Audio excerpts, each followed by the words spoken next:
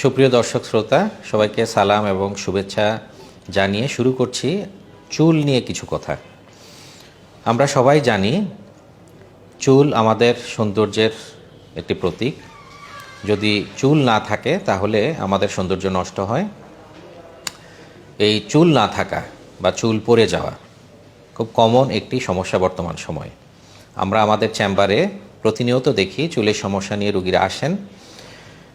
সাধারণত বংশগত চুলের সমস্যা নিয়ে রোগীরা আমাদের কাছে বেশি আসেন। সেটা আমরা কিভাবে বুঝি?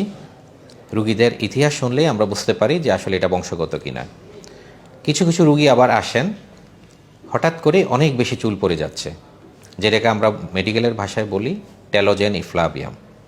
কখনো কখনো দেখি বাচ্চাদেরকে তার বাবা মারা আমাদের কাছে নিয়ে আসেন, মাথার কোনো একটি অংশের চুল হঠাৎ করেই পড়ে গিয়েছে।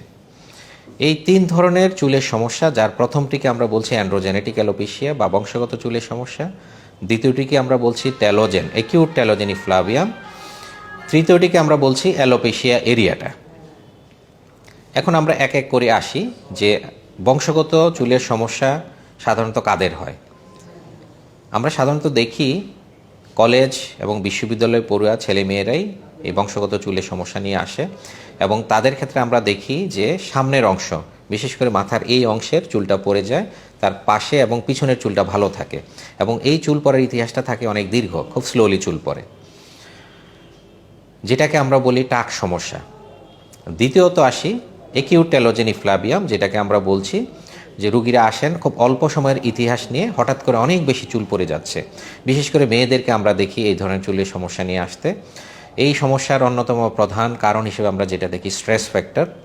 অনেক সময় ক্রাশ ডায়েটিং করেন আমাদের দেশের মেয়েরা, অনেক সময় ওনারা বিভিন্ন কারণে পার্লারে যান এবং বিভিন্ন ধরনের থেরাপি বা ট্রিটমেন্ট করার চেষ্টা করেন, বিশেষ করে হিট দেন, অনেক সময় দেখা যায় কালার করেন, অনেক সময় আমরা দেখতে পাই যে বিভিন্নভাবে এই চুলকে কার্ল করেন, রিবন্ডিং করেন।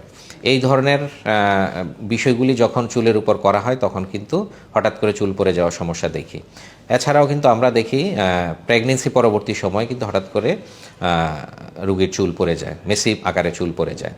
কখনো কখনো আমরা থাইরয়েড সমস্যার কারণে বা নিউট্রিশনাল বা পুষ্টিজনিত কারণে অনেক সময় দেখি যে সাডেন হেয়ার লস হয়। এই ধরনের রুগীরা যখন আমাদের কাছে আসে, অনেক সময় প্যাকেটে করে অনেক বেশি চুল একসাথে নিয়ে আসেন এবং বলেন যে ডক্টর, গত 1 থেকে 2 সপ্তাহ আমার এই পরিমাণ চুল পড়ে গিয়েছে। আর তৃতীয় যে চুল পড়ার সমস্যা, সেটি হলো অ্যালোপেশিয়া এরিয়াটা। সাধারণত আমরা বাচ্চাদের ক্ষেত্রে এটা দেখি, একটা নির্দিষ্ট জায়গায় চুল পড়ে যায়, এটাকে অনেকে বলে তেলাপোকা চুল খেয়ে ফেলেছে বা টাকে খেয়ে ফেলেছে। বড়দের ক্ষেত্রে এটা আমরা দেখি, তবে বাচ্চাদের ক্ষেত্রে আমরা বেশি দেখি। এই ধরনের ক্ষেত্রে আসলে আমরা কি করি? প্রথমে আমরা এই রোগটাকে নির্ণয় করার জন্য, এটা কি অ্যান্ড্রোজেনেটিক অ্যালোপেশিয়া নাকি টেলোজেন ইফ্লাভিয়াম নাকি অ্যালোপেশিয়া এরিয়াটা, এটা কনফার্ম করার জন্য আমরা কিছু পরীক্ষা করি। তার মধ্যে অন্যতম পরীক্ষা হলো ট্রাইকোস্কোপি। পাশাপাশি আমরা কখনো কখনো রক্ত পরীক্ষা করি এবং কখনো কখনো আমরা ওইখান থেকে চুল বা স্কিন নিয়ে পরীক্ষা করে থাকি। পরিশেষে যখন আমরা রোগটা নিশ্চিত হই, তখন রোগের কারণ অনুপাতে আমরা চিকিৎসা শুরু করি। অ্যান্ড্রোজেনেটিক অ্যালোপেশিয়া বা বংশগত চুলের সমস্যার জন্য আর্লি স্টেজে যখন রুগীরা আসেন, তাদের ক্ষেত্রে আমরা কিছু খাওয়ার ওষুধ দিই। আমরা সবাই জানি মিনোক্সিডিল বা ফেনাস্টেরয়েড জাতীয় ঔষধ বাজারে এগুলি অ্যাভেলেবেল আছে, রুগীরাও অনেকেই জানেন। এই ওষুধগুলি দেওয়া হয়। আর এই ধরনের রুগীদেরকে আমরা আধুনিক যে চিকিৎসা পিআরপি, সেটা গত প্রায় 5-7-10 বছর ধরে বাংলাদেশে এই চিকিৎসা এখন খুবই জনপ্রিয়। পিআরপি থেরাপি, পাশাপাশি মাইক্রোনিডলিং থেরাপি এবং আধুনিক স্টিম সেল থেরাপি এখন চলে আসছে, সেটাও আমরা দেই। কখনো কখনো চুলের সমস্যার জন্য আমরা লেজারও করে থাকি। কিছু কিছু ক্ষেত্রে আমরা ক্রায়োথেরাপি দেই, কখনো কখনো আমরা ইনজেকশন আমরা দিয়ে থাকি, এবং পরীক্ষা নিরীক্ষা করে যদি কোনো জায়গায় আমরা ঘাটতি পাই, সেই ক্ষেত্রে ঘাটতি পূরণের জন্য আমরা রিপ্লেসমেন্ট থেরাপি দিই।